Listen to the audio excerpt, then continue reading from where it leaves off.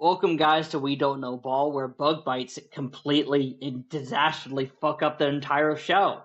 Where this week we have surprisingly a new guest, Retrospect Music, in terms of being home. Congratulations for making it home safe. Again, thank you for being on the show, bringing us within the time period of what you can provide in your time schedule. I'm very glad that you're here, Retrospect Music. Yeah, I'm glad I could make time, you know? But also we have obviously Justin as well as Gunner. So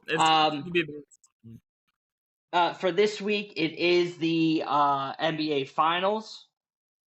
But before we get into that, Justin, how are we doing today? I'm doing great.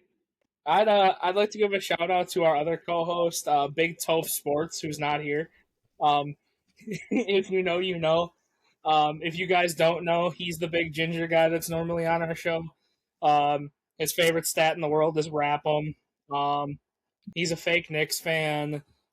He's just here to basically just be a thorn in Jules' side throughout the entire playoffs. But we miss him and That's wish crazy. he were here and wish him well. It's also Retro's father. So, yeah. Okay. All right. Retro? Check his rapping.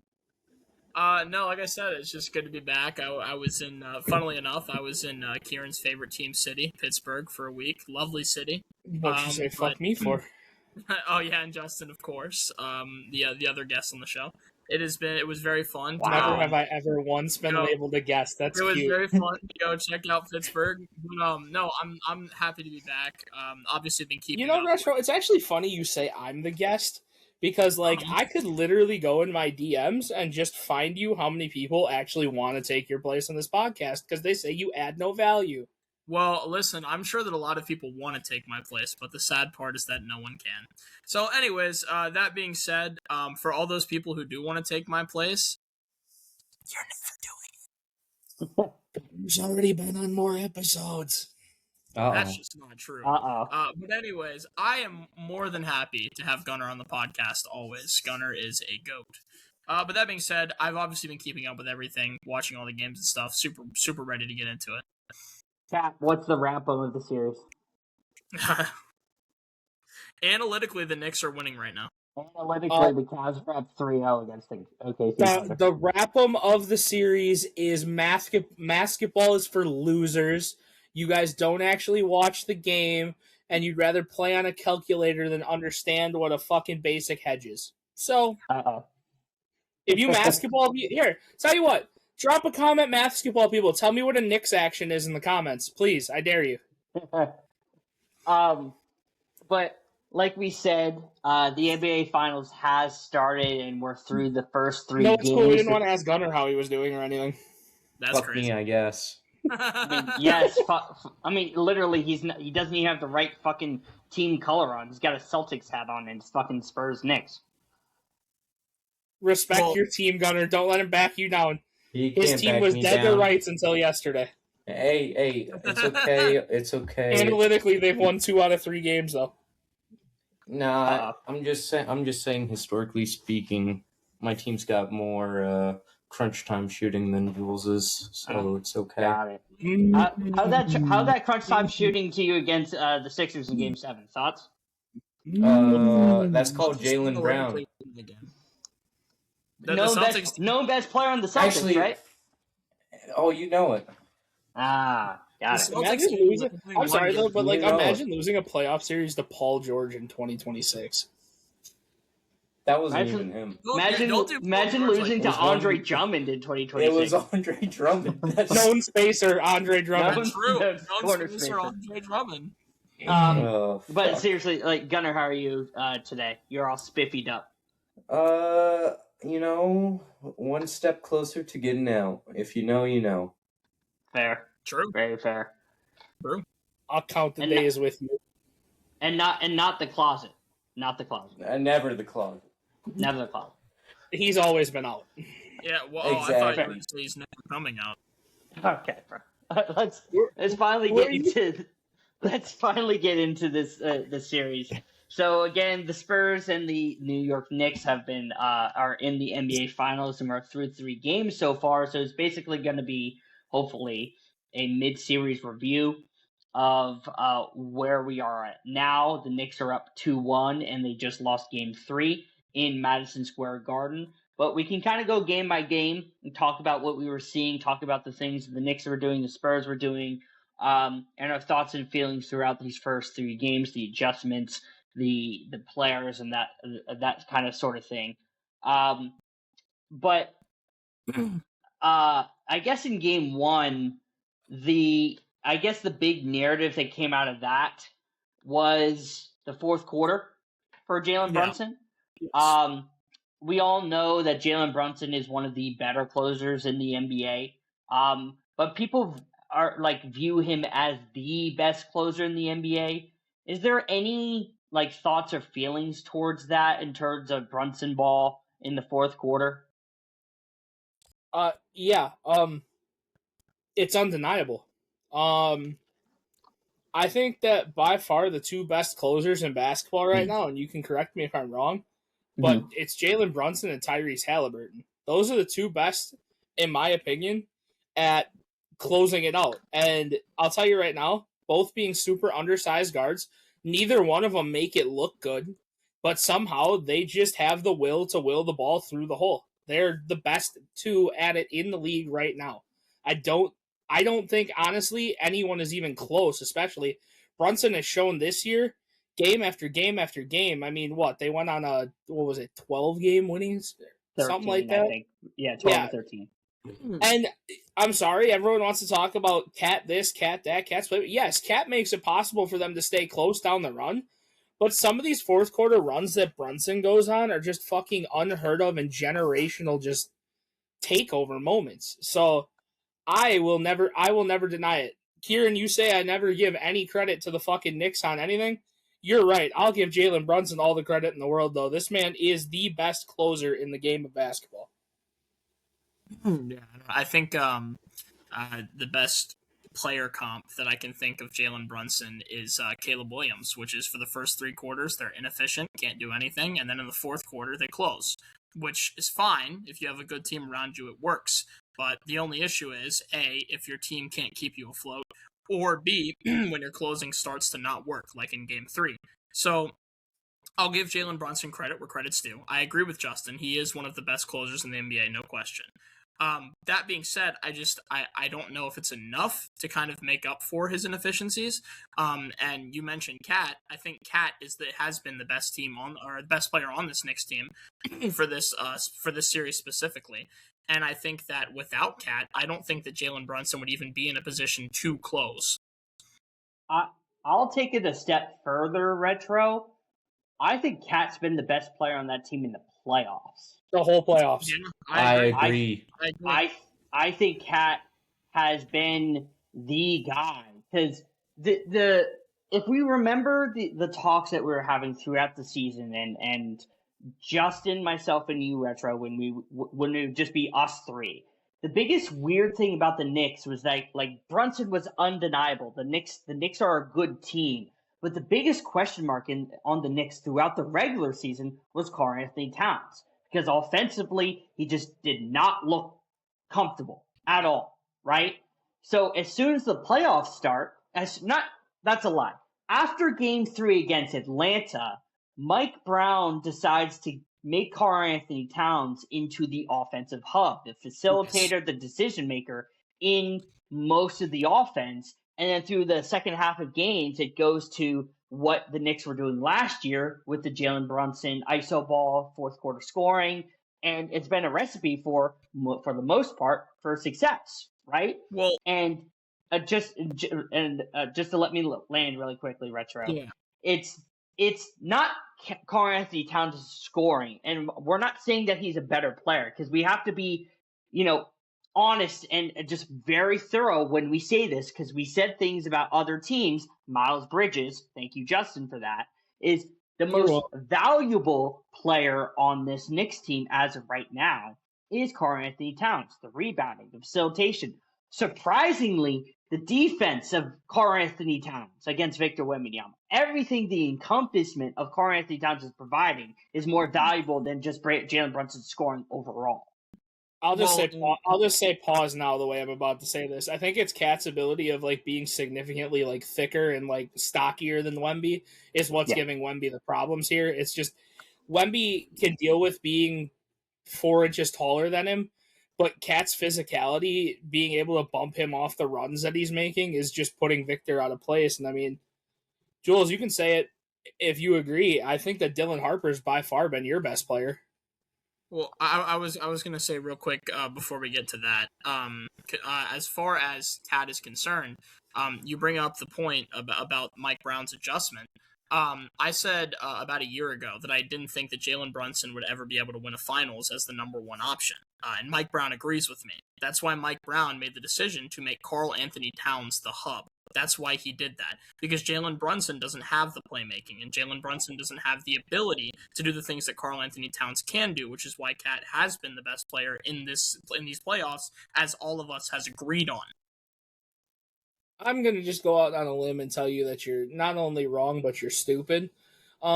Just because you're the primary playmaker does not mean you're not the number one. Does not mean you're the number one option. Do you think that Jalen Brunson's been the best player on this team throughout this series? I think Jalen Brunson is still crazy enough the number 1 option on this team. In the playoffs, he's still the number 1 option to score, regardless if he has the ball in his hands or not.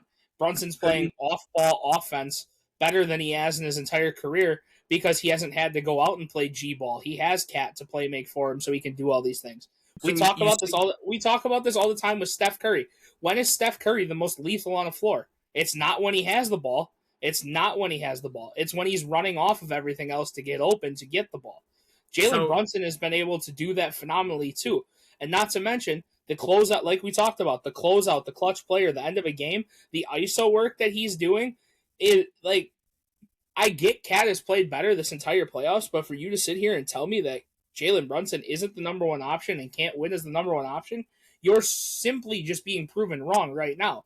Just because Cat's the hub does not mean that Brunson isn't the number 1 option. So if Cat is the hub and also the more efficient scorer and obviously the better rebounder and obviously the better playmaker, what is Jalen Brunson actually doing to be the number 1 option? He's not the more efficient scorer. He's not the more efficient playmaker. He's not the more efficient rebounder. What is he actually doing to be the number 1 option? So the fact that you're going to argue rebounds into it? It's not no. That was why I said rebounding, obviously. Rebounding aside, he's the better playmaker and the more efficient scorer. The only thing Jalen Brunson... Because he's a true scorer.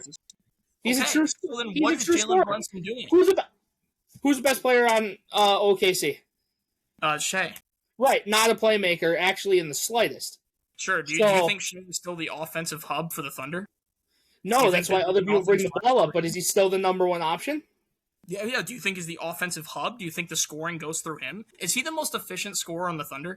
Just because you're the hub does not mean you're the number 1 option. Yes or no?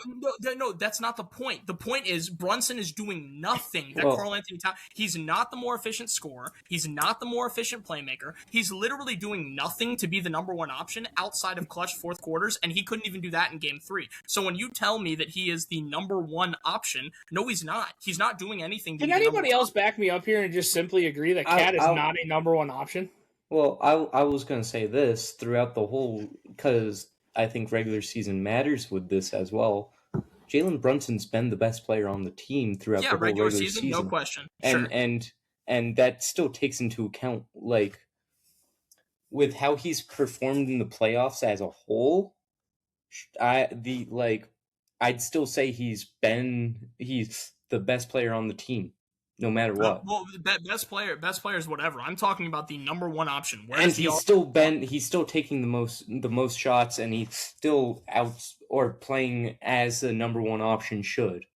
Sure, he's been inefficient at times, but that doesn't excuse. He's not going to be a LeBron James in the prime number 1 option where he's also bringing up the ball because he's got the playmaking of a peanut. Right, he can't play make. He's not a more efficient scorer, which is the one thing people give him as his scoring, and he's not a better rebounder, obviously, because it's Karl Anthony Towns. So he's literally doing nothing better than Cat besides closing games. So here's my question for you before Jules goes on this. What is a number 1 option? Is it an efficient scorer or is it a volume scorer? A number one option, I would say it's a person that can score efficiently. That would be the biggest thing. A person who scores efficiently at a good clip. So we're talking like 20 So you're plus telling points. me if a guy goes 6 for 6 from the 3-point line, he's the number one option because he scores at an efficient clip? Well, I said a good clip. So we're talking 20 plus points a game as well. And he's got to be able to play make, which is obviously what Cat is doing. Cat is also playmaking. So that leans into what I was going to say from the exact same conversation from a certain Eastern Conference team last year. Pascal Siakam was the number one option last year. Yep. Do you think Tyrese Halliburton was playmaking? But Tyrese was playmaking, but Pascal was more efficient. He had more rebounds. He scored more than 20 points routinely compared to Tyrese Halliburton. Tyrese had the clutch ability, but outside of that, he did nothing for the team other than score. And Pascal was playmaking at a high rate as well. Sure, playmaking at a high rate, not as good as Tyrese though. Because we just so I listed off. But Tyrese ain't scoring as well. Well, no, yeah. So we compare Cat and Jalen Brunson. So remember the comparison. Cat is a more efficient scorer, a better playmaker, obviously a better rebounder, sure, but that's whatever, right?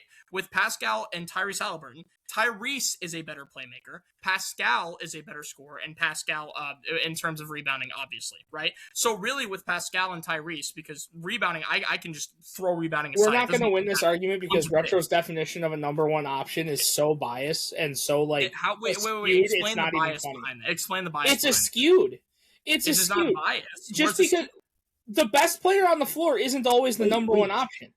Hey, that's not what I'm saying. No, because again, you could make the argument. So again, with Steph and KD, right? Steph was probably the number one option, but Kevin Durant was in those finals. Sure, I can grant you that. That's not the argument that I'm making. The argument that I'm making is it's become very clear that with Karl-Anthony Towns and Hallie, I'm actually fine, like throwing the rebounding aside. It's not fair because one's a big and one's a guard, so that's fine. With Karl-Anthony Towns and Brunson, right? Karl-Anthony Towns has been both the better playmaker and the more efficient scorer. And with Tyrese Halliburton and Pascal, Tyrese was the better playmaker, Pascal was the better scorer. It fit well together. That's the difference. Is Cat is doing both better than Brunson is. So if that's the case, how can you say that Cat doing both does not make him the number one option? Because there's more volume in terms of Brunson and being the guy there than Karl-Anthony Towns. In terms of this is where and Retro, just to be very clear. You're making the impact argument. This is the stuff that I talk about in terms of impact, and that's completely fine because I'm understanding where you're coming from. I do understand that. Where I'm disagreeing is because Brunson has been the guy there for longer. He's been the number one scoring option prior to Cat even being there, and he's been taking the efficiency load for a guy his size for longer, and it has been able to be a playoff riser. Karl-Anthony Towns is very inconsistent throughout the playoffs, not in terms of just this year, just in terms of all of his playoff criteria. I understand where you're coming from, but Brunson, just in terms of the Knicks, is the guy. It's just that the functionality of the offense runs through Karl-Anthony Towns, and I see where you're coming from with that. That doesn't definitively make him the number one. That just makes him the engine that goes, just like Draymond Green. Right, and just to be clear, I'm not arguing that Cat is like the face of the franchise or anything like that. Obviously, Jalen Brunson is the guy in New York. Yeah. I'm also not talking about the past either. I'm not talking about Cat's past playoff. I'm just bringing that up for general purposes. That's fair. You're right. I'm making the impact argument. The impact argument, I think, is pretty clear that Cat has had the most impact. A lot of people would agree that Cat should be the Finals MVP. For example, if the series ended today, Cat would be given the Finals MVP. Obviously, we still have more games left, but you know, it's funny that Brunson has like a 55% chance to still win Finals MVP. Sure they'll give it to him. I'm sure they will. So that just to me like. That should speak and resonate to somebody that's in this call. Certain number one option, definitely the more volume shooter but less efficient shooter, quote unquote, and probably plays better in the entire finals, doesn't win Finals MVP. Who's that sound like? Yeah, I'm fine with you saying Tatum deserves the number Brown. That's fine. And that, but okay, for that specific argument, that's more into like with the impact stuff. That still heavily leans towards Tatum in terms of like the rebounding, the playmaking, and the defense compared to Jaylen Brown. But with this instance, it's just like, okay, you give it to the leading scorer. That's Jalen Brunson. That's understandable. But in everything else, I'm leading in rebounds. I'm leading in assists. I'm leading in I'm pretty sure he might be leading in steals. That might be Brunson. I'm not entirely sure. And then blocks, it's either him or Mitchell Robinson by far. Well, and the other thing is, if Karl Anthony Towns was shooting 30 shots a game, we don't even know what he would be averaging. Like Brunson, yeah, he's got the most total points. He's also shooting tour dates every game. So, Agreed. And that's where like the Brunson stuff, like getting to the next point. All things that add up to one thing that we've been talking about the whole time. Number one option. Number one options shoot tour dates.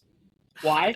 Because they shoot enough shots to shoot a tour date. I would hope my number one option wouldn't shoot. No, they shoot a turkey. Well, Metro, unfortunately, you don't have that luxury because your team does not have a number one option. I do. It's Josh Giddey, and he doesn't typically shoot tour dates. So thank you, Josh Giddey. He does. He does. Very much so. Arguably one of the least efficient number one or number two options in the league. I wouldn't say that. I would not go that far. What's his true shooting this year? 55? I can look. -3? Yeah, that's pretty. That's worse than Jalen Brown. Shit! Well, listen, Wait, let me check that because I'm not actually sure if I'm right on that. Yeah, now because you watched the Twitch stream. That was more than enough. Josh, but imagine in terms flipping of your perspective over a player on an off-court interview on a Twitch stream. But my bad, 56. A lot. Still worse than Jalen. But in terms of on the San Antonio side of things in that game one, I still think that was a winnable game for them. But they just made a whole bunch of defensive lapses, putting Julian Champagnie on Jalen Brunson, let Brunson kind of cook him, and kind of just got the game out of the way. But in game two, Jesus Christ, the game, if the San Antonio Spurs lose this series, game two will haunt Spurs fans in infamy. That late game, like, miscommunication between Stephon Castle and Victor Wembanyama, that's horrible. And I talked about this basically right after it happened. Stephon Castle talked is a gentle term for what you're about to do. Stephon Castle completely baited the fuck out of Victor Wembanyama. He's the reason why we lost that game. Castle needs to be way more aware of the fact that your 7'5" guy got the rebound, and you look at your 7'5" guy for 3.5 seconds, signaling to him to slow it down, but also give me the ball, and then completely turn up court. That shows your youth right there. That's awful. That's awful process. It's also awful process for Victor to physically throw the basketball as soon as his head turns, but you shouldn't be signaling to that as a very visual cue to somebody to give me the ball and then turn the other way. That's disgusting. But what burns about that game too is moreover, I should say, is Vic not being able to get to the rim. And Justin, you talked about it a little bit before. I disagree with this. I think Vic has been by far the best player in this series, but I do think Dylan Harper is the second best in this series. I'll give you that. I think it's Dylan Harper. Dylan Harper is outperforming soon-to-be $50 million vet guard and a sophomore guard. Let's talk about it. About it. Clutch shot. I will say in game three. I do say game three was a stinker, but Dylan Harper through the first two games, phenomenal. Oh no, I was talking more so. Let's talk about $50 million guard that's going to show up every other game of this series. Yeah. Yep. Bad. What? Let's see here. What do we got here? 7 points on 3 for 13 shooting, 0 for 4 in game 1. 20 points on 8 for 12 shooting, 2 for 2 from the 3 in game 2. 12 points on 4 for 14, 0 for 5 from 3 in game 3. Thank God he hit that clutch shot, though. But hey, remember, literally. He's very, very, very, very needed on this Spurs team. Turnover suppression. I don't Turnover suppression. Yeah, no, I don't blame Dylan Harper. I don't know if you guys saw that, but like Dylan Harper like reposted a video like hating on Aaron Fox. So Jules, I really do want to ask you a question about this, and I think you'll be able to give me the best answer on it and describe it to the audience. Mm-hmm. Where the fuck is Carter Bryant? See, that's the thing that genuinely does make me angry, because like game one, I will say Carter was giving up points to Jalen Brunson, but if you go and look at like the reps that he was getting defensively against Jalen Brunson, there were just a lot of just super tough shots, and Brunson was getting over Carter Bryant, like chest to chest, hand in his grill, just like you can't do anything else. The defense was as good as it was, right? But since then, Mitch Johnson has been. So he played 4 minutes. Yeah, he didn't play anything. He was just a guy to foul Mitchell Robinson. Same thing in Game 3. Foul Mitchell Robinson, play Hack-a-Mitch, and get off the court. It's like Carter does have value defensively, and you should be giving him minutes on Karl Anthony Towns once we get in Game 3 and the dissection of what that is. But Carter does have value. Like there's some niche role players on the Spurs, but you're going to have to basically get every ounce of every minute of this young Spurs team, regardless if it's Cornette, Carter, Harper's giving his value, like Harrison Barnes. It doesn't matter. It's the NBA Finals. Lay everything out. I will say, like, I understand the whole thing, like Carter Bryant's young and all that stuff.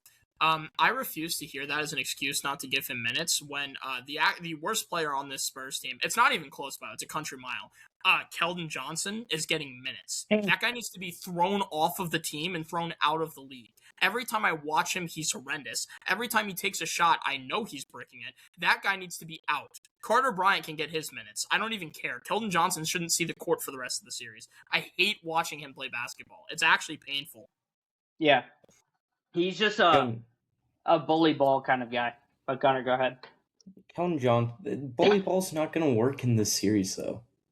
I don't even know if it really works in general anymore like that. Especially since, other than trying to bully his way into the paint, what does Keldon Johnson really do? Yeah, bro. Shaves his head so Wemby has another cue ball to talk to. Yeah, and he's not going to hit a spot up three, I'll tell you that. Dude. Keldon Johnson's are like, he is non-threatening Lou Dort on our team. I say he's great value, Lou Dort. I was about to say it. Yeah, he's not. He's just not a dirty player, but he just. All he does is provide energy. Yeah, he's an energy guy. I also have one more question, and this is just me genuinely picking the brain as someone who's such a fan of this guy. Does anyone else feel like Mikal Bridges is just like, I wouldn't even say like a non-factor. It just doesn't even feel like he's there. Like for the Knicks, like he literally is just kind of like eating minutes. To be fair, what was it? That game 2? Was it game 1 when he was like 8 of 11? Game 2. Game 1 Game 2. He had one solid game. I'm pretty sure it was game 2. Game 2. Yeah, he was like 8 of 11. Yeah, it was him and Cat. 8 of 13 for 20 is game 2 for him. He played good. Yeah. So he.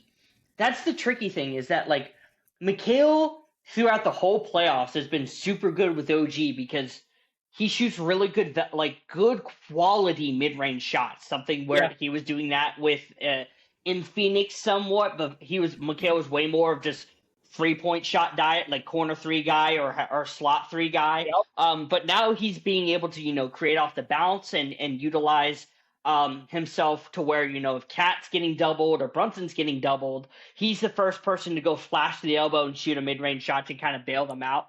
But what's so tricky about this Spurs defense, and I'm not trying to glaze my team, is more essentially they play that switching defense there, but they play very quick. So essentially if they go and double on Cat or Brunson, they're so quick to recover on a Mikal, on OG, to where when you're getting ball swings and rotation, they're not being able to create a shot for themselves because the guys are basically back there in recovery. So it takes a longer to process. And so if Mikal's not being able to create his own shot routinely or not be effective off of these counters, off-ball counters. Like you said, Justin, I'm in agreement.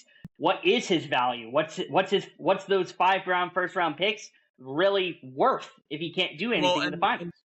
Jules, that's why when you mentioned that game 2 is going to be the one that really haunts Spurs fans if they end up losing, like, it's especially true because if you look at the defensive job the Spurs did, you're holding Jalen Brunson to 7 of 25. Jalen Brunson is literally just getting nothing game 2. And yet, despite the fact, like, you still end up losing in such a heartbreaking fashion. Like, I think one of the things for that, too, is you see a guy who's typically a pretty good, like, honestly, I think he's really good at spot-up shooting in Champagny. And Champagny that game goes 2 of 6. He's basically absent. He doesn't really shoot. He doesn't really do much of anything in that game. And if Champagny just hits 1-3, like, at some point in the game, the Spurs are going to win that game.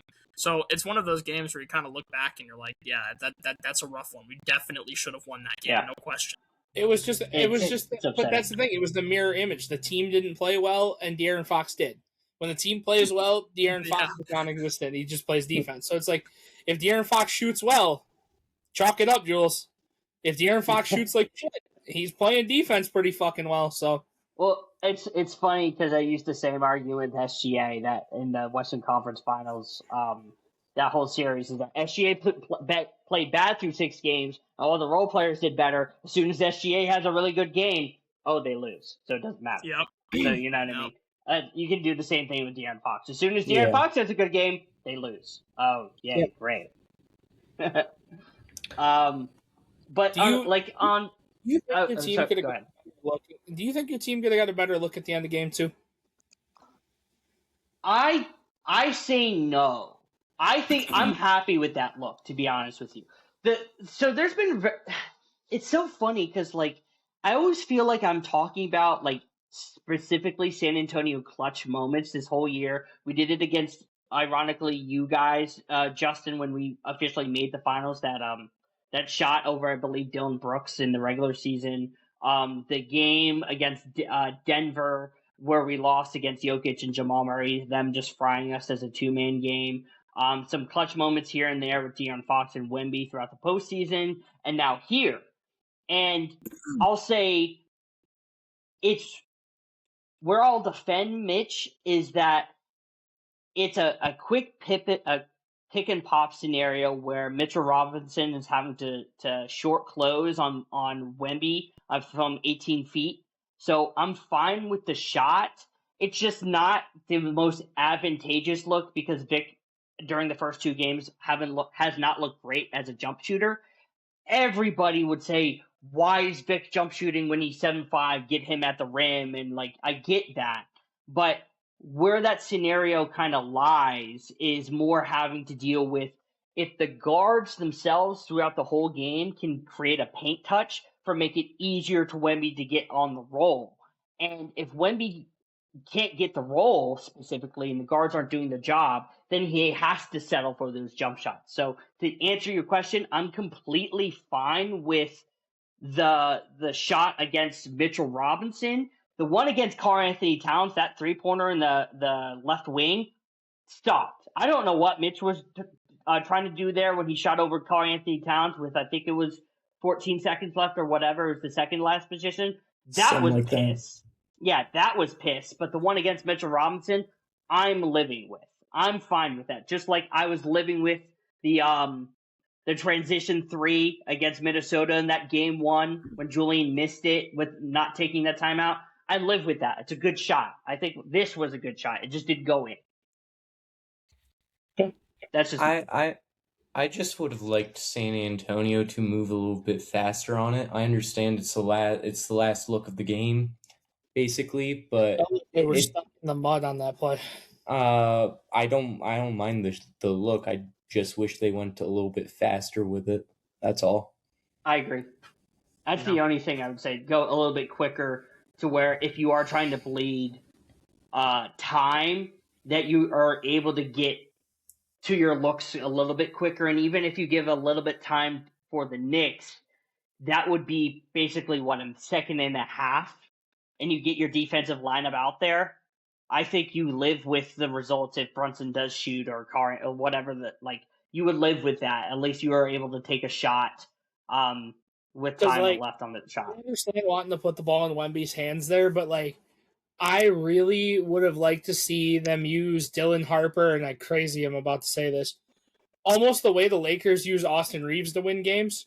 Have him curl a screen and attack the basket, because if they can get the foul, great.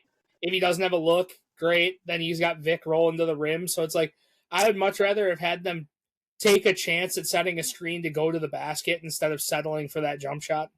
Because it really does. Like, I agree with you that you're going to live with it, but like, it felt like it's not a live with, it's a settle. Like, that's a settle option on a game winner. Well, with the pin downs for Dylan Harper that you were mentioning, all throughout Game 3, they were doing it for Dylan. They ran that like routinely in that third quarter, and they did it sometimes for Vic as well. And that's where, if we want to move to Game 3, unless there's anything else from Game 2 other than the fourth quarter stuff, in Game 3, that's where they were able to exploit the Knicks routinely. Is San Antonio used all those curl actions on Brunson specifically, or to cross-match him in transition to get Brunson in foul trouble or to tire him out. Because once you do a whole bunch of those flares, you like Karl Anthony Towns and Mitchell Robinson have been great defenders in the postseason, but you're a center, right? You're not used to screen navigation. You're not used to going over or under a screen. And so most of the time for a center, you ask for a switch, but you're asking a switch for Jalen Brunson to go and guard Dylan Harper or Victor Wembanyama. That is not a good, matchup for them regardless. They're just they're eating that matchup alive. So that's a part of why San Antonio was super successful in Game 3, as well as diagnosing the what was happening in a PNR set, where the Knicks were using the guard on a high, like Brunson high on above the break on like Julian Champagnie on top of the key to go and tag Wemby to disrupt the rhythm of the roll man specifically. And I talk about it a lot on here with you guys, is about like it's just generation of like corner threes. It was almost robotic. It was predetermined, and I was yelling at that in my video where I'm literally circling Brunson is tagging down. You need to either set another pin, a flare screen for Devin Vassell or Julian Champagnie, or you just need to diagnose that Brunson is helping way too much and just let Julian Champagnie torch him from three. And they were able to do that. And the Knicks were just caught in this scramble defense routinely throughout that whole Game 3. Their rotations were not good. Karl Anthony Towns was getting completely taken out of the offense. So schematically, San Antonio now is running Fox at like fronting Karl Anthony Towns, putting more pressure on him off the baseline with Victor coming off of like Josh Hart and that kind of stuff. And like you were saying, Retro, making Brunson do a hero ball to where that doesn't win you basketball games. That's why it's not impactful. And that's why you are having your argument, which I'm prone to, because even if Jalen Brunson is the best option, their best scoring option, he's a 5'11", undersized, 170, 180-pound guard who's having to go up against Stephon Castle, Devin Vassell, Dylan Harper, and he's been shooting like piss this whole series. He has not been doing anything. He is putting up good like points numbers, but it's 12 for 31. It's 7 of 25. It's just not effective game. So you're taking him out basically by making him shoot all that bullshit. Yes, precisely. And I just wanted to say one other thing because I forgot about this. Nick Wright. You say a lot of things on TV that are really something else. But I do think Bridges is a very important member of this New York Knicks team. We've talked about it all year. I think he's crucial, actually. I think he's a great piece. So when you said today that you thought it would make sense for the Knicks to do a sign-in trade where the Knicks trade Bridges for LeBron, I don't know what you were smoking, but that is absolutely insane. I don't know why you would ever trade Bridges for LeBron. Yeah. I don't know why you would ever do that. Did he actually say that? Yes, Yeah, he did. said that. He did. He said that he thought it'd be a great idea if the Knicks lost the finals. All they really need is LeBron. That's all they need. Another thing, another narrative coming out, because it's very ironic. Just to go on this other rant, I'm sorry, I'm dominating the conversation. I apologize. No, you're good, bro. You're good. But it's ironic that the first two games, I don't hear a peep from most Spurs fans, most people on Twitter, about, hey, we had bad process, we lost the game, we had bad turnovers, nothing. As soon as the Knicks lose the game, it's the fouls, it's the refs, it's literally everything against them, and it's not anything that there's no accountability. It's the same thing that the OKC fucking Thunder did, and the fans that pissed me off. It's like, Knicks fans, just say that you missed 10 straight threes in the fourth quarter. Just say that you had 12 turnovers. Just say that there was bad process. Work and accountability don't go in the same place. I want to get after that because that shit's... Please, Gunnar. Yeah, please. It's by all means. It's they're fans right now. Shit. I mean, I thought we had toxic fans, but you do. I mean, we do. Don't get me wrong, but I mean, we're seeing level. A whole nother level of. It goes Boston, Philly, New York. Like New York's there were literally 8 people that were stabbed at the New York. Exactly. And why are we doing this? Learn to take a fucking loss. What the fuck are we doing? It's unbelievable. They're literally jumping people, hitting people with signs, stabbing people. It's not that deep, bro. And this is not coming from San Antonio fan Joel Compton. This is coming from the human Julian. That's my real name. I'll use my government name. I don't care who you are. You're a fucking lame-o if you're sitting out of Madison Square Garden trying to rip jerseys because they're not your fans. The fact that you're inciting violence, regardless of the fact that you're winning or losing a basketball game, is so incredibly disgusting. And I'm from Philly. I've watched Eagles fans do some nasty shit. I've never heard anybody from Philly physically stab a Dallas fan, try to end their life, put them in the hospital. That's absurd. New York Knicks fans, you should be incredibly disappointed in yourself. No, dude, people don't understand. They actually think that like the whole burn New York down thing is like a meme. It's not. They're being serious. If the Knicks win the finals, they're going to set cars on fire. They are going to do crazy things. There's going to be people that unalive. Like, it's going to happen.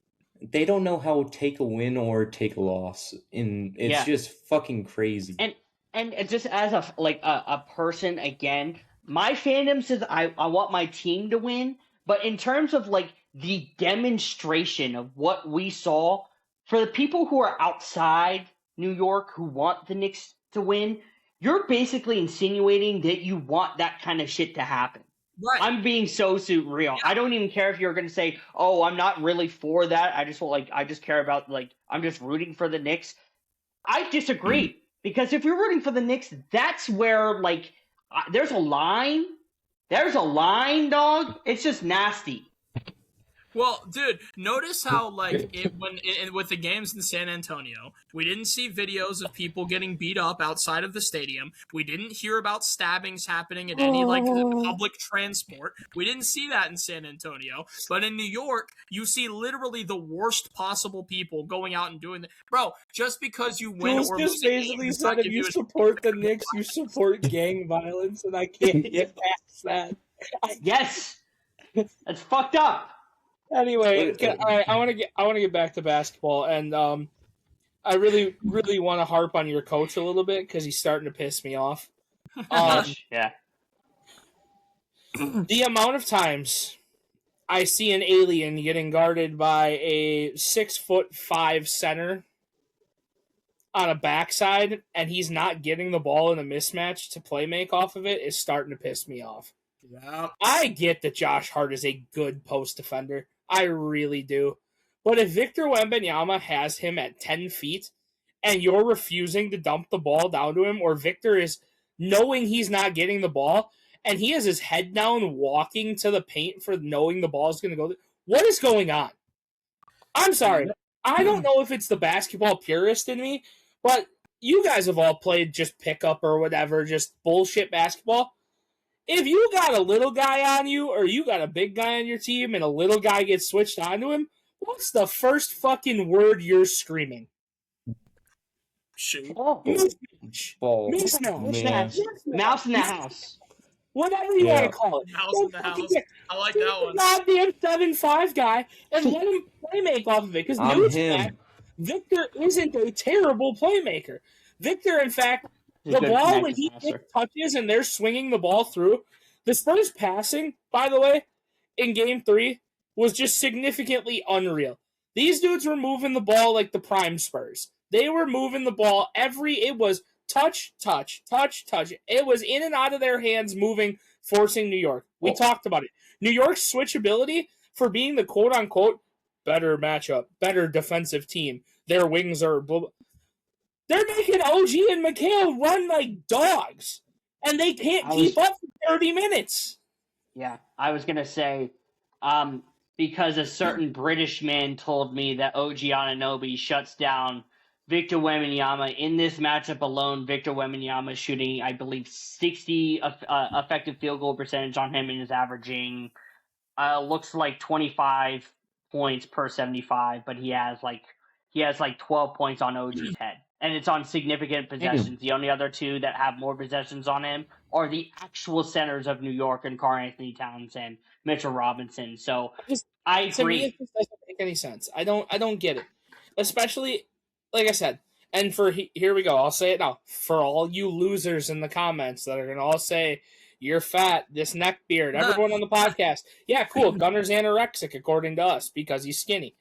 Great. Just because we're overweight does not mean we don't know how basketball works. Does not mean we didn't play basketball. If you have a size mismatch in the NBA Finals that is this fucking prominent, use it. Because Victor, being 7'5", being able to hold the ball at 10 feet 7 inches in the air, is going to find the open shooter. Look at how many times he finds off corner Devin Vassell, off elbow Julian Champagny. Top of the key is still not going to hit it De'Aaron Fox. Like, it doesn't matter. He finds the open shooters.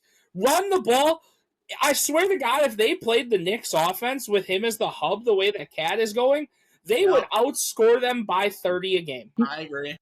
And to like push back on it a little bit, I do agree that Wemby's a very great connective passer. Where I'm more prone to where I will lean into is that it's literally the equivalent of playing Rec League in 2K, to where essentially you run a screen and roll, and you have your guy on your two guys in your corners and your one slot guy on the hash, and there's no ball movement, zero. Do not compare this to 2K G-ball. It is. No, it seriously is. Like, Justin, how many times did you see a Stephon Castle-Wemby like screen and roll, and you've seen Devin Vassell and Julian Champagny just like holding L2 in the corner? I'm ready for it. That's true. Nothing. There's nothing. Like, there's no process to where the Knicks have been taking advantage through the first games because, like I said, there's a McHale flash to the elbow. There's a Josh Hart back screen. There's a pin flare for Landry Shamet to shoot a fuck-ass moving corner three. There's, like, all this kind of stuff to where the ball doesn't stick. And where the Spurs were able to take advantage in Game 3, like you said, was that there was ball movement, there was touches, there was pace. All this kind of stuff they need to go throughout the series because the Knicks don't do well with pace, and they can't guard the Victor role. They just can't now. So make the adjustment. That's the other thing that's really driving me nuts is I think that Mitch is like trying to quote unquote adapt to the playoff half court set or whatever. Why? Why are we slowing down? Why are we not continuously using the offense that got us to the dance, so forth? Not a Spurs fan, but us, just for the generalization. Right. But, like, why are you not using the type of offense? I get it's a different game, but look at how you guys ran teams out of stadiums for the entire year. Don't slow down against the Knicks. Outrun them. Thank you. Cat will not be able to sprint with you guys for 30 minutes a game, let alone 25. Cat will not be able to. Then they have to put in Mitchell Robinson. Go hack the shit out of him. He can't shoot free throws. It doesn't matter. Give him the Steven Adams treatment. It doesn't matter. if you can keep the ball out of Retro, I'm sorry, but if you can keep the ball out of Jalen Brunson's hands, you're going to win the basketball game. That's just simply the way it's going to be. Even if Cat is the hub, like you say he is, which we all know he is, Jalen Brunson is going to be the live or die by guy. That's just what it's going to be. There's nobody else that's going to go out there and shoot 25 shots a game and try to shoot his team back into a game on that team. It's not going to happen. If they just continue to up the pace and outrun them, look at how many times, Jules, what was it, game 2, where Dylan Harper had like 8 straight fast break points off of inbounds passes where he just weaved through the Knicks team? Outrun them. They can't run with you. OG is a phenomenal fucking athlete. He is a hell of a basketball player. But OG's best defensive setup isn't in transition. His best when you slow down and he can square up with you. It's like Kawhi Leonard. He's going to be better when he can square up with you because he knows one-on-one you're not as good as he is. So why slow down and let their defense settle when they have a Mikal Bridges 3-and-D guy, an OG Anunoby 3-level D guy? Like, don't slow down. If they want to win this game, and we've talked about it crazily enough, I'm changing my X Factor going forward after Game 3. The X Factor is now De'Aaron Fox, because if De'Aaron Fox, even with the ankle injury, is being able to, carve up the Knicks defense by getting basically wherever he wants and dishing a pass out, that's the way they need to win. Keep running, keep these guys moving, because they cannot run with you. Well, see, like, the only thing that I'm, I agree with basically all that. The only place that I'm at is that I actually think that I would want Jalen Brunson to try to shoot me back into the game, because he can't. So every time that he's, like, absurdly inefficient... Because he's had 3 inefficient games, but he literally shot their way into the spot. Yeah, but we're talking about this. If I'm looking at the way this series is going, the way Jalen Brunson is shooting, it's like Cade Cunningham. What you want is Cade to just try to like score 40 on 40 shots and then try to deal with everybody else. If you can do that, you can beat them. So in the same way here, if Jalen Brunson's scoring 30 on 30 shots, then you can beat them that way. That's what I'm saying though, is keep the ball out of his hands, turn him into an efficient scorer.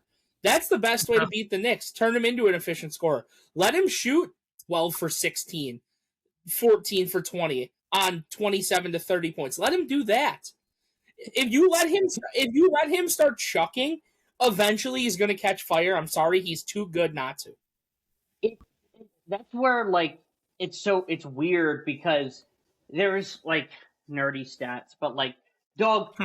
He literally dribbles the air out of the basketball. That's why he is so weird in this series, because again, he is the closer for them, but he's going to tire himself out because Stephon Castle is hounding him. Harper is hounding him. So like, I don't think in no realm, unless Castle somehow fucking dies. Sorry, YouTube, for the monetization. Yes, because we make money. I don't see how Brunson becomes effective at all outside of scoring. He has to put up 30 points on 30 shots. He has to make his impact out. I'll tell you right now, on the minimal possessions he's getting switched onto him and guarding him, Devin Vassell is still the best defender on Jalen Brunson in this series. Like, he just has been. Anytime he gets him sized up at the top, Brunson is immediately looking to get rid of the ball. Brunson thinks he can take Castle on the drive, which is when, like you said, he dribbles the air out of the ball. As soon as Vassell switches, do you notice he gives the ball up immediately? He doesn't like size on him. He does not like that size on him. He wants to be able to take a guy who's maybe 2 to 3 inches taller than he is, and he's like, I know I can beat you. Vassell gets on him, and he's 4 to 5 inches taller, and he's like, okay, maybe, just maybe, I have to get rid of this ball. And he's getting rid of it. When Vassell switches, they look for Castle's guy because they think Castle is a mismatch in the size there, but he's not. He's switching onto an OG, a Mikal, who he matches up decently well against. Just to be fair, and Retro, I know you don't like this stat, but this benefits your argument, and this is how you can utilize this going forward.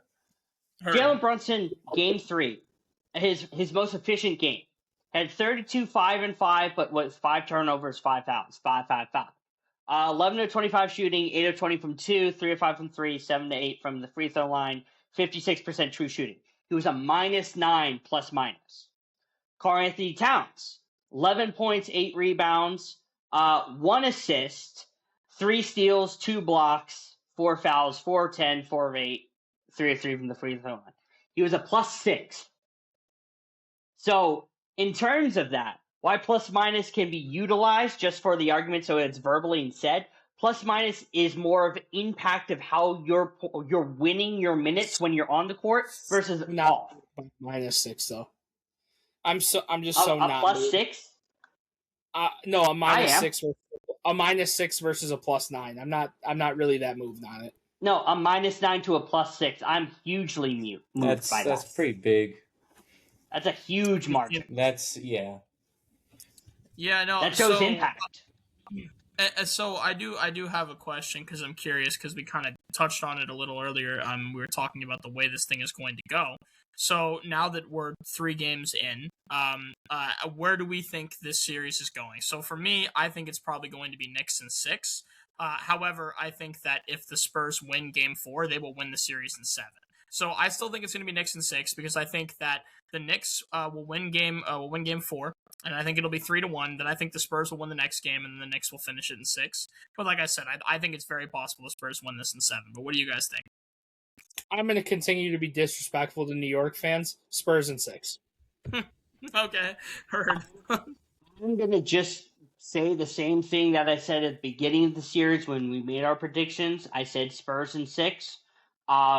I think there's a real possibility that the Spurs were able to figure this Knicks team out, and Mike Brown is allergic to making adjustments, and I just don't know if he can find a useful option for Karl Anthony Towns to be the more effective offensive hub throughout the series now, unless you run a true 5-out lineup, and I don't think that's going to be effective.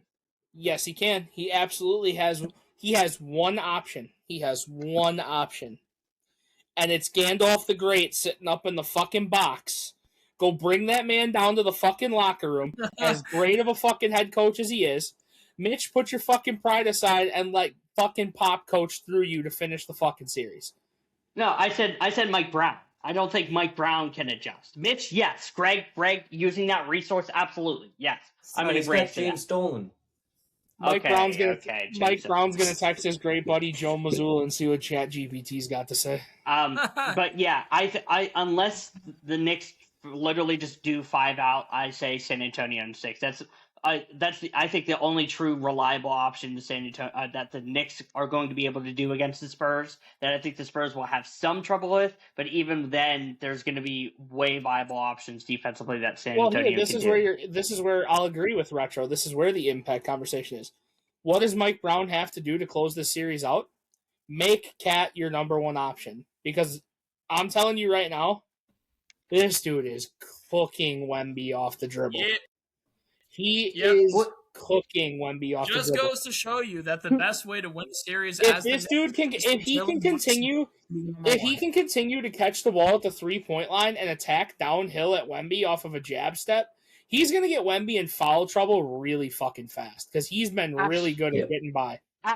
Absolutely, but again, like Mitch has now changed that defensive matchup. Wemby's on Josh Hart. He's just roaming. Josh Hart, go shoot your 4 to 5 threes. We don't care. Doesn't mean you can't look to get the switch. Well, that's the thing. He's not switch. You can't switch if you're roaming. Yeah. You can't. You have to go and pass it to Josh Hart, and Wemby's going to sit underneath the paint and be like shooting.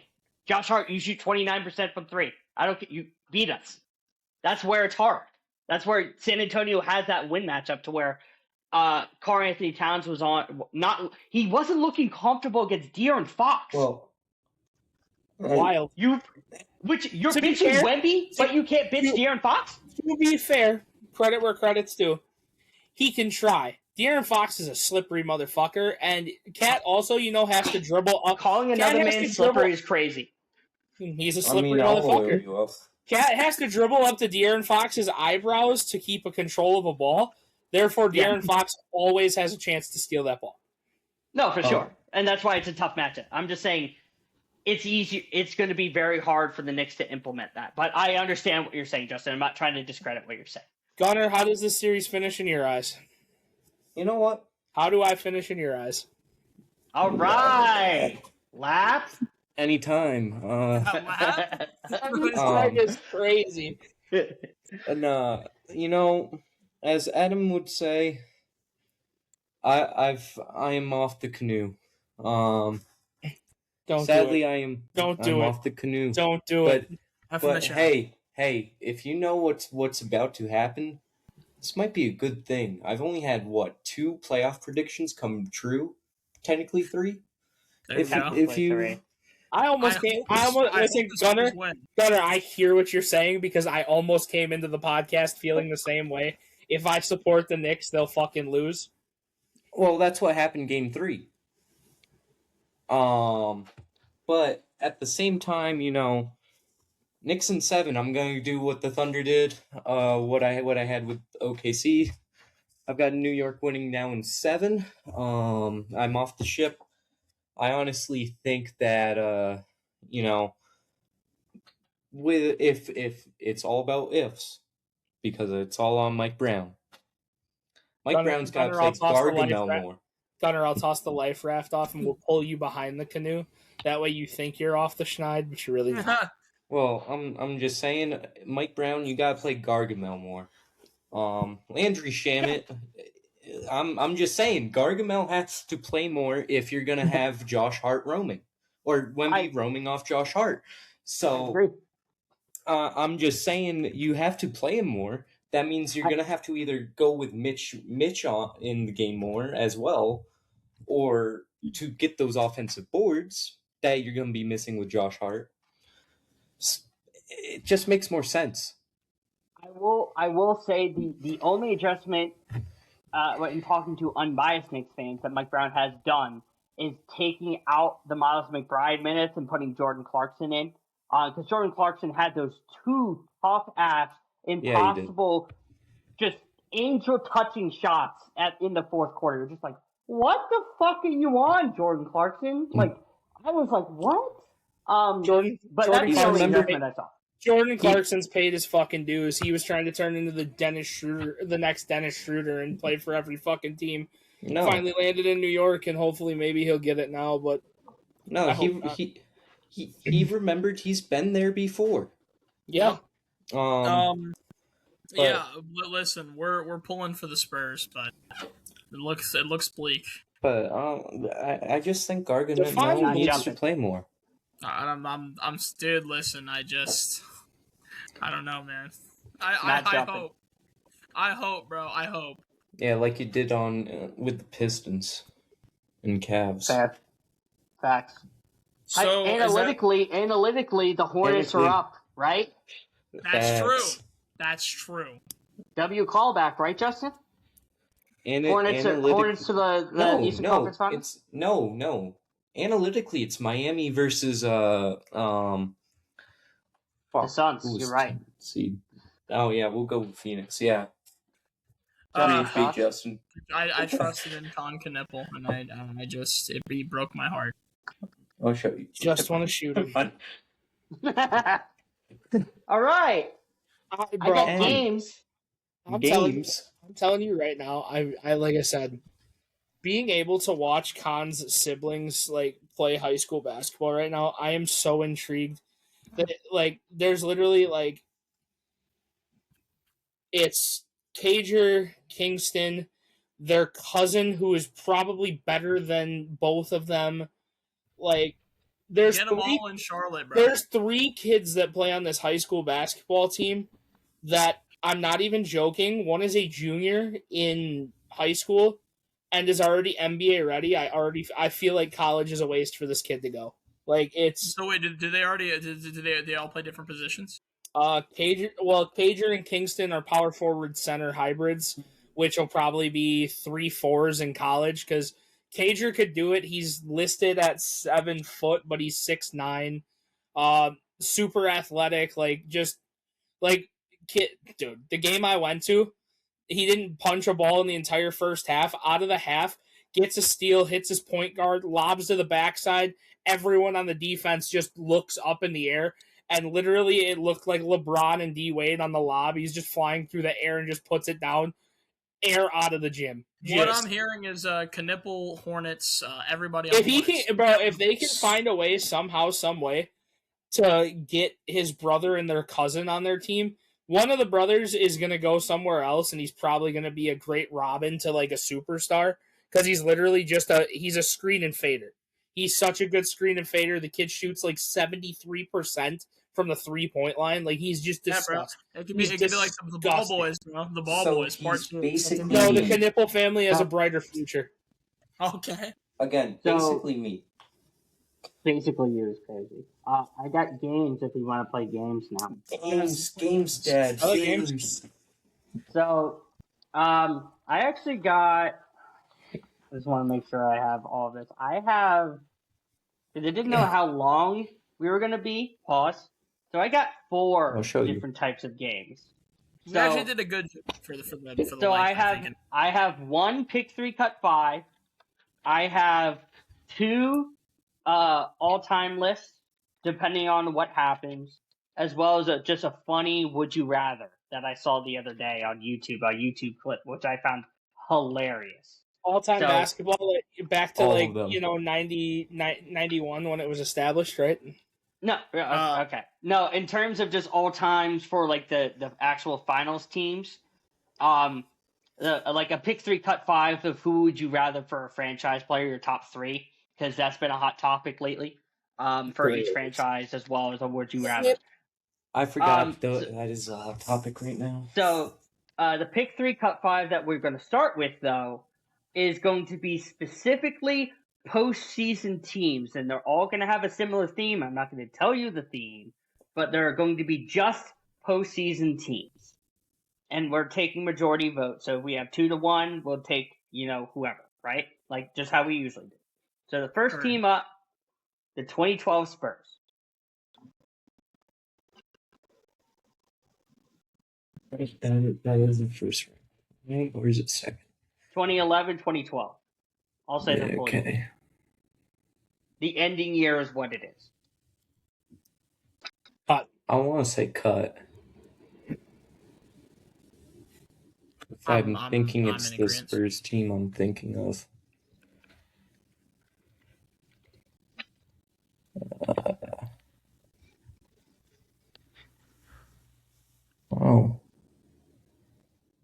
Oh, yeah. Okay, yeah. I'm fine with the cut. So we're cutting? Cut. Next team up. Let me get a pen. Next team up. 23-24 Boston Celtics. It's a keep. Justin, where are you at on this? I'm not surprised Gunnar thinks it's a keep, but It's an all-time team. What are we doing? I'm just asking Justin where he's at on this.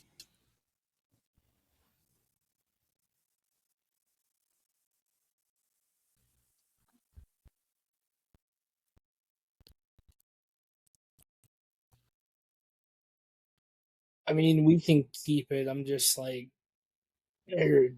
there's like at least 5 or 6 teams I can think of just off the top of my head that are better. Oh, there's more, but it's just like I don't know. I'm just saying off of like the way they won. Like there's, I mean, I'll keep it for the simple fact of that it's probably the best Spurs team we've seen, or best Celtics team we've seen in 20 plus years. Yeah, well, since '86, I would say. The roster was absurdly deep. We'll keep it, Jules. Yeah, Keep it. Okay. It's going to be interesting now. Next team up, 2016 Cavaliers. Cut. I'm fine with cutting. Cutting. Clean cut. Clean cut. Next team up, LeBron the 03 New Jersey Nets. So, that's a cut. To say I'm also good with cutting. Yeah. Yep. Next team up, 01 Lakers. Keep.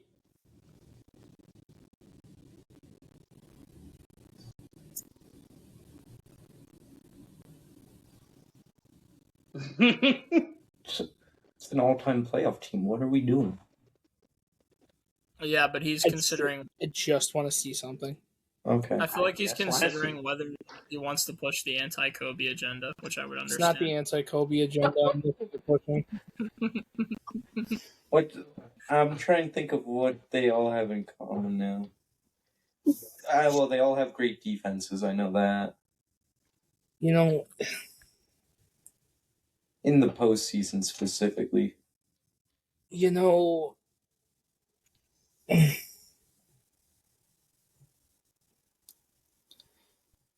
You know, leave it up to retro. Just leave it up to retro. Here's my issue with this. Yeah. The year before and the year after, they're better teams. I'm with you. The 99 2000 and the 2001 2002 teams are better than. Do we think Jules is going to have either of those teams on here? That's my danger, because the 99 2000 team is significantly better. I don't, because I'm just saying. I already think you said better teams in general. Shout out Derek. It's the 2001 team, right? Yes. Correct. The one against Allen Iverson.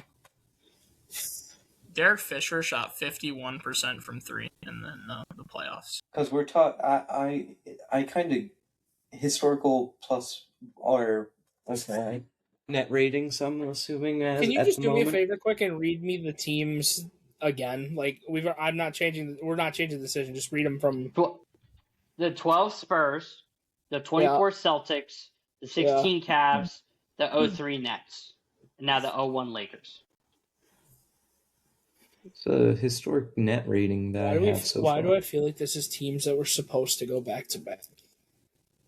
Why do I feel like that's the theme? I don't think I didn't have Boston going back to back in 25. No, the Nets weren't. I mean, to the finals, there's a good argument they weren't. Technically, yes, they were probably. I would assume it's like favorites going into the season or whatever, champions to defend their title, something like that. But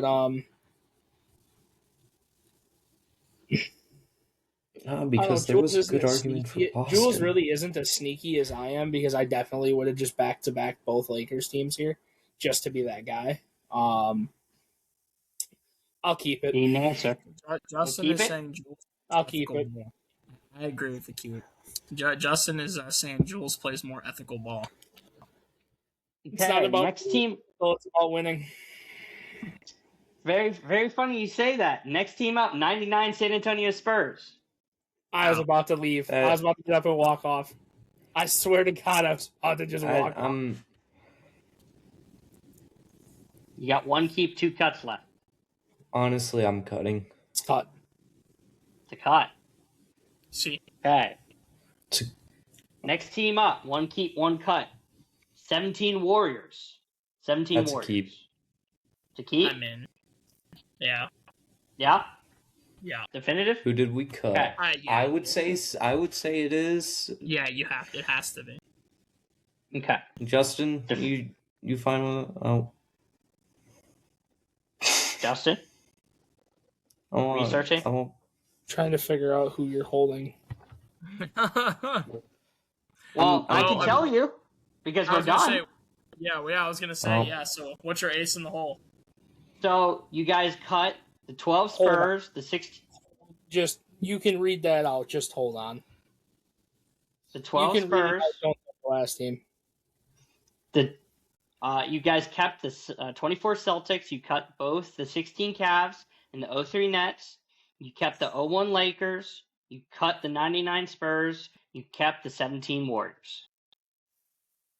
And there's one team that we didn't read it one more time for me, just to be clear. 12 Spurs, 24 Celtics, 16 Cavs, 03 Nets, 01 Lakers, 99 Spurs, 17 Warriors. I believe it's a historical net rating because in the playoffs. I'm trying to think about this. They've kept it. I'm going to cut it. I want to see. I'll roll. I'm going to be the dice roller.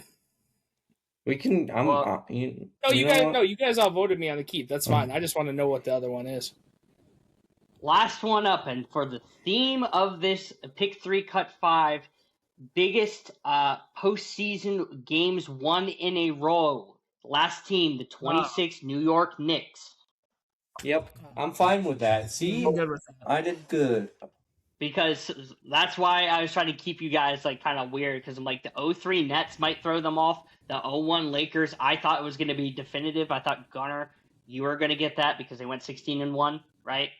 I was between that and the net rating, because there's also historical net ratings for each team, if I remember Very correctly. true. That was a good one. That was a good one. It's very true. So again, keeping in finals fashion, this is going to be a hot topic depending on who wins, and this has been something more of an I've been trying to kind of get gears of in terms of how people are going to view each franchise for certain players. We'll start with the Knicks, the all-time Knicks, a Pick 3 Cut 5, essentially trying to get the top 3 Knicks as of right now. Not projection, right now. The first name up, Carmelo Anthony. Cut. Next name up, Earl Monroe. Cut. Next name up, Jalen Brunson. Cut. Even with the win. Cut. Does this we're including this season today, right? Correct. Yeah. Still a cut. Fuck. Keep. That's a cut. Oh, He's you're gonna make it harder on me. Fuck me. He is not top 3. Even with the finals win, he's not top 3. Shut up, Retro. Who knows that if I have the top 8 Knicks? Being honest. I'm gonna be honest. I think there's a good argument that he is overviewing at this point in terms of what he means to this franchise. We're not talking about meaning. We're talking about greater all time. Is it greater all time or greater for the franchise? I'm gonna take him based off of your argument. Impact with the guys that are quote unquote above him getting farther with better teams. In this day and age, with the team he's with, getting them this far. Well, in the playoffs, the biggest impact player hasn't even been Brunson. So if we're gonna make that argument, we can talk about where Cat places all time as a Nick, and we can have that conversation. But in terms of, I'm glad that you think that Cat has enough long standing with the Knicks to be an all-time Nick. He doesn't. I'm really glad he doesn't. That's the point. So neither does Brunson, because Jules, Brunson doesn't even. What was the exact wording of the question again? Knicks all time to the franchise. Thank you. Okay, give me Brunson. I want to keep. We're gonna keep Brunson. Is that 2-1? Yep. 2-1. Keeping Brunson. Next name up, Bernard King. Cut. Okay. Next name up, Allen Houston. Cut. Should be nasty. There's no way you leave this guy off. Next name up, Walt Frazier. Keep. Okay. 1 keep, 2 cuts left. Next name up, Latrell Sprewell. Cut. That's a no. That's a cut. Very funny.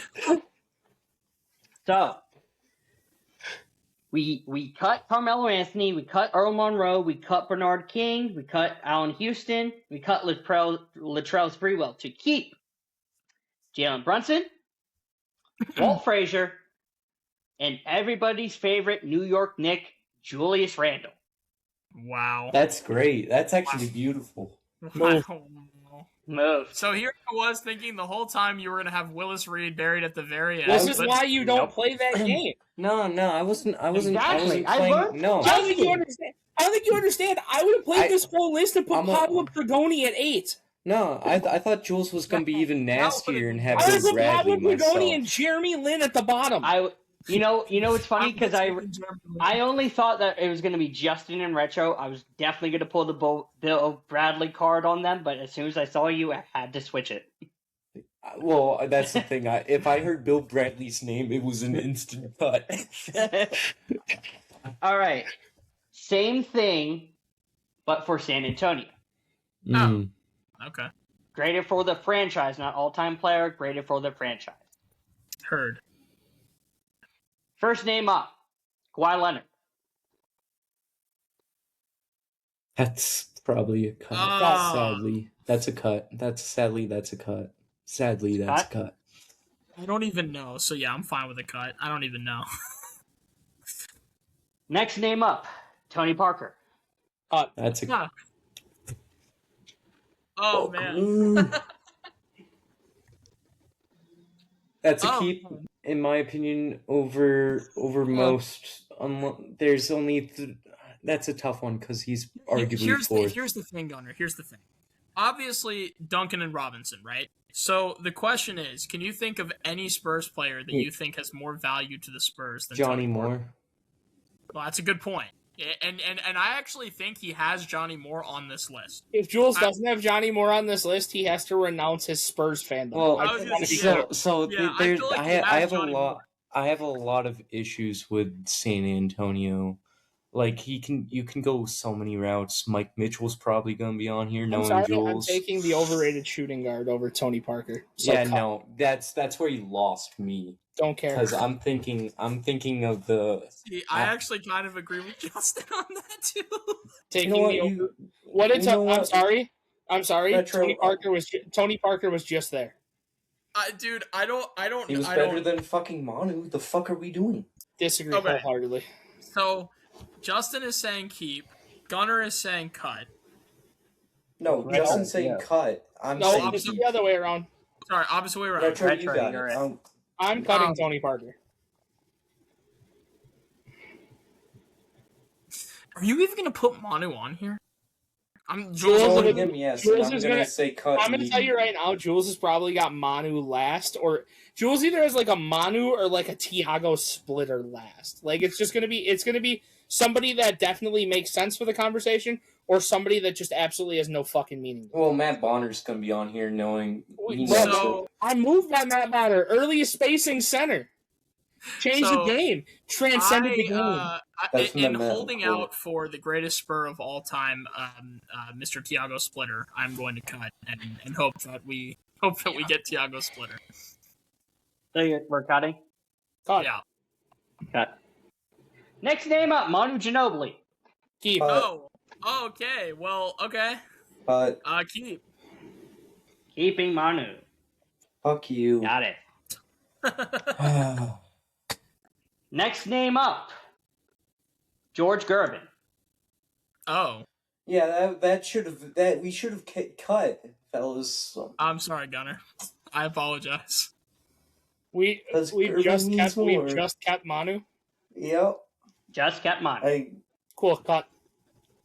Yeah, I mean that's painful that we have to cut the Iceman, but yeah, because we have to I want you to know I'm blocking both of you after this podcast is done. How dare you block the Iceman? Jules, we have to say. I'm sorry if we were in the same. I'm sorry if we were in the same spot and we went the same way. You'd cut him too.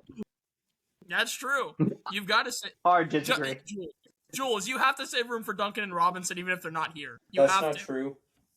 It's not true. I think you do. I didn't use Willis Reed, motherfucker. I used Julius Randle. Don't tell me how to play my game, motherfucker. Wendy might be here too. I don't know who you're gonna have here. I don't know. Next name up, David Robinson. Keep. Now I'm almost certain you don't have Tim Duncan, but it is. Nothing. Gunner, you're going to have to answer. Next name up. You want to keep? Wait, hold on, Gunner. Do you want to keep David Robinson? I'm fine with D-Rob, I guess. Okay. Next name up, Artis Gilmore. You know how I feel about that. Cut. Bulls legend, though. Shout out Bulls legend Artis Gilmore. Excuse me. Next name up, Victor Wembanyama. I knew it. I knew you're going to have Wemby on this list. Can we say Wemby if he wins the finals? Was this the last one, or is there one more? There's one more after this. Justin, it's all on you. Do you think we keep Weapon in, Justin? You think we keep Weapon in? Yeah. We're keeping Wemby? Okay. So Spurs all-time pick 3, cut 5. It's going to be Duncan. We cut Kawhi. We cut Tony. We cut George Gervin. How dare you? We cut Artis Gilmore. We kept Manu. We kept D-Rob. And we kept Victor Wembanyama. And our last cut, you cut the greatest Spur of all time, 2-time MVP, 5-time champion, 3-time Finals MVP in Tim Duncan. That's great. I'm fine because it was literally Manu or Duncan, and we had to take Manu at that point. I'm okay with it. What? I'm A-okay with our picks if it's Manu because guess what? I'm taking the other 2 plus Duncan over Gervin as well, so it doesn't matter. real quick. Manu's not even a Mount Rushmore Spur. Uh-oh. Let's talk about it. Not even close, in my opinion. That's fine. Okay. Like I said, I'm A-okay because it would have been Manu for Duncan. That's it. So this is a would you rather, and this came from, I don't know what YouTube clip I was watching. Shout out to the creator who did this, but it was just a random guy off the streets of Game 1 of a would you rather Jalen Brunson edition, because we were kind of talking about Jalen Brunson in terms of the importance of his franchise, but if he wins his finals, which there's a great chance that he does because they're up 2-1. Just tell me the criteria on what we're valuing. I was going to say, is this would you rather all time or would you rather right now? Would you rather all time because of the names are in here are all time at their peaks. Okay? Is that cool? Okay. Yeah. All time. Would you rather Jalen Brunson or John Wall? Jalen Brunson. Justin's taking some time. And we can go individual with this. Gunnar says Brunson. I'll just do the initials of everybody over who they want. Listen, John Wall, you know that I love you, okay? I love the Wizards. Jalen Brunson. Oh, he's not a Bulls fan. Okay, bro, I'm a Bulls fan, then a Wizards fan. They're my 2 favorite. Hometown and the Bulls are my favorite team. LARPer. What? I like 2 trash teams, bro. If anything, I'm the most loyal. Justin?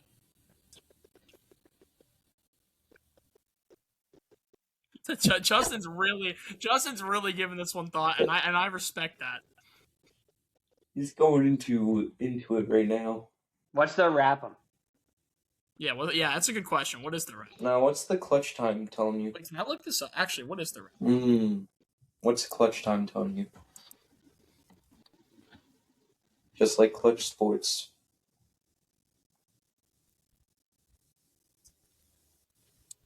Gonna need an answer, Justin.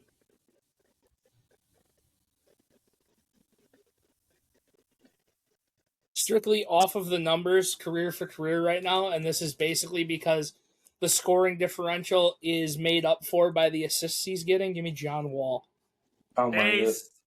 Based.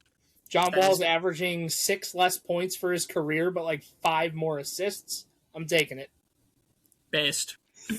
So, what I'm anticipating to be, if they win, the talk of the summer, Jalen Brunson or Kyrie Irving.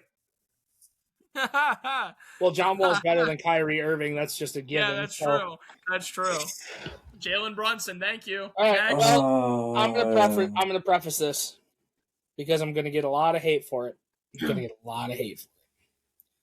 Just because you have a bag does not mean you are a good player. Jalen Brunson over the highlight merchant. Thank you. Not to mention, Jalen Brunson is leading a team in the finals as a number 1 option, something Kyrie couldn't even fathom. Yeah, this Kyrie is being a leader. Gunner. Yeah, Gunner. Let's talk about Kyrie as a number 1 option. Let's do it. I already have to shit on him all the time, but this is where it's not a have to; it's a get to. True. It's like talking about John Stockton. I'm just trying to figure out. Gonna need an answer. Can I just say something before you, fuck it, let me say Jalen something before you do, because I kind of want to persuade you here. They play the same game, just one is way flashier. That's not what's keeping me. No, that's just what I'm just saying that in general. They play the same game, just one is a lot flashier. I'm just going to go based off if he wins it, then I'm gonna have Jalen Brunson. Okay. Retro, what did you say Brunson as well?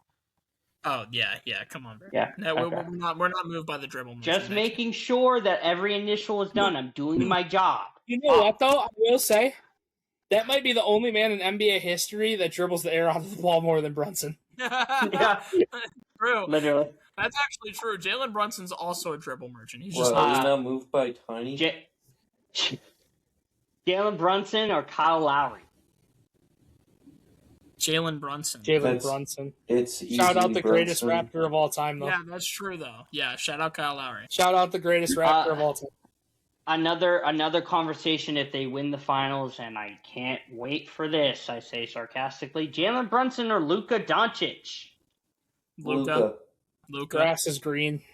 Yeah, exactly. Oh. Sky's blue. Jalen Brunson or Steve Nash? Steve Nash. What are we doing? Yeah, it's Steve Nash. Brunson can never be falsely accused of a back-to-back MVP. Steve Nash by a country Mind mile. you, this Knicks fan picked Brunson. Shocker. Yeah, in the video. yeah, in the great. video. Steve Nash. Racism much? He was white. He was white. Oh, unreal. He must hate Canadians. Yeah. Next name up South that Africans. I do think is actually a really, really good conversation, genuinely. Jalen Brunson or Damian Lillard? I'm still taking that is an Dame. interesting conversation. Career for career, I'm still taking Dame. I think I agree Gunners with you. Lillard? I agree with you, Gunner. I don't like Retro? you right. I'm taking Dan. I agree. I don't. I think it's a really good combo. Don't like you right now. That's because why I'm still struggling. Yeah, no, because I refuse to put him in that. Because I'll tell you right now, if there's somebody who Jalen Brunson's game reminds me of and is simply just not as clutch, it's Dame.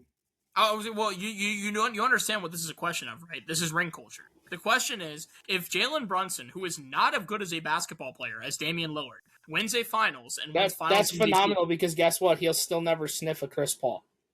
Well, Yeah, again, I'm exactly. going So career off. it's Dame. It's Dame. Yeah, it's It's in Dame. my opinion. All right. I actually refuse to believe that you think that's a good conversation as well. No, It's a good combo. It's not bad for the range. What I think his range is going to be all time. well, That's no, gonna but be at the we're saying like combo. right now, like right after Jalen Brunson wins the finals. Well, is that's his- what I mean. I'm It's basing all, off no, full it's career. all time up to this point. That's why I don't Yes. feel it's close. Correct. The other point guard that did not play a minute this year, Jalen Brunson or Tyrese Halliburton? Tyrese Halliburton. Yep. I disagree.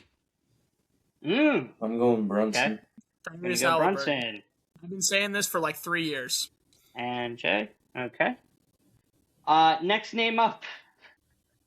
Okay, I added this. I actually added this for you, Retro. Jalen Brunson or Trae Young? Jalen Brunson.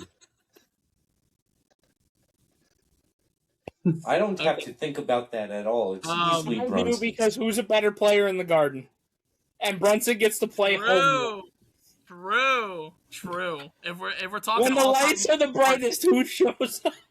all time in the Garden, give me Trae. When was the last time he played in the Garden? I'll wait. Well, listen. When's When the the last last time? When's the last time he played? Gunner, get ready for next year primetime Gunner. television. Wizards versus No, Gunner, it's not even the last time he played in the Garden. When's the last time Trae Young? He played. It is going Yeah. to be peak cinema when Trae Young on the Wizards beats Unfortunately, I think they How do I again. kick someone out? Unfortunately, I think again they play the same game, and I think Brunson's just better at it due to the ability to close. I'm trying to Okay. think, actually. I already They're put both- Retro. I already put you down as Trey. If you don't use Trey, you're a fake Trey Young. I was like, I never said that I was like a Trae Young. Here's my whole argument with that is like they both really do play the same game. Neither one really creates space that well. Neither one really creates opportunities for his teammates that well. I disagree. I think Trae Young's a way better playmaker. I don't get him out of here. He's really not. No, he's not. I highly disagree. Okongwu would tell you otherwise. You know what the extent of Trae Young playmaking is? Lobs. It's advanced John Stockton. Instead of giving it into the post, instead of giving it into a back down post, he calls for a screen because he can't create his own shot and drops the ball to his center rolling. It's not great. It's not great playmaking. It's that's fine. And it's base level. He makes me want to drink. I'm not gonna lie. Jalen Brunson's playmaking is nothing. They give it to Cat and they say, "Cat, you play make." So that's the difference. Like at least Trae Young. But at least it runs. But it still leads to a better offense than Trae Young. So I'll take Jalen Brunson because he's already proved he looks better in orange. Here's the thing, right? In this specific conversation, right? Like, I know we talked about the ring culture thing, but in this convo, when you have two players that I think are very close in terms of, like, caliber or whatever, though you could argue Brunson's better, that's fine, whatever. I actually do think a ring and a Finals MVP are That's phenomenal. Quick grandstanding. Next. So I think it's Brunson. Okay. Next name up, we got two more. We got two more total. Next one up, Jalen Brunson or Tony Parker? Jalen Brunson. Jalen Brunson. Okay. Connor? It's tough for me too. It's a lot closer than people want to admit. Jalen Brunson. It's gonna be Brunson, but it's close with. They're two completely different fucking players. Jalen Brunson or Manu Ginobili? Jalen Brunson. I'm just waiting for the I have to walk out of the room. I'm just waiting. Do it. Well, do it. Do it. Well, do it. Well, do it. I'll leave. No. I'll leave. Who do you think I'm going to say? Who do you think I'm going to say? There's two players you could say right now, and I'll walk out right now. No, I want to hear this now. Justin, who are you thinking it is? Because, and this is strictly off of just Knicks fandom, because they're going at Luka's neck. They're going to go at the MVP's neck, too. Jalen Brunson or SGA? That's the walk out of the room. Yeah. Have a good night. Not either one of the names I was expecting, but have a good night. When Jalen Brunson wakes up, I swear on my fucking life. Do it, Retro. You won't. Don't be a pussy. Wakes up in the morning. Don't be a pussy. Retro, hold on. No, Retro, I'm going to cut you off here. I swear to God, if you say something stupid, you are getting replaced full time. I'm not even. I'm not joking at this. You don't have that power. Watch me. When Jalen Brunson wakes up in the morning, he ties his shoes and he says to himself, "I wish I was as good as SGA." It's SGA. No, he doesn't. SGA wakes up and says, "No, don't you dare! Don't you dare! It's SGA, bro." SGA. What if I just want rage bait? Gunner wants Brunson. That's what he's here for. Justin, did you think I was going to pick Brunson over SGA? The way you talk about SGA, yes.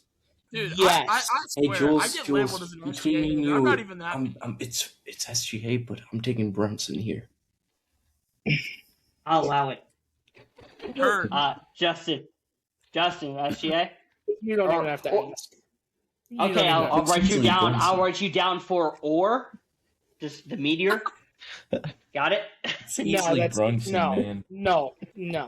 There is no meteor. A meteor couldn't cause a gap that would even be remotely close enough for those two. No, that's actually a good point. That is true. If a meteor literally hit MSG and created a crater that was 3,000 feet wide, it would not be big enough. I'm just saying this.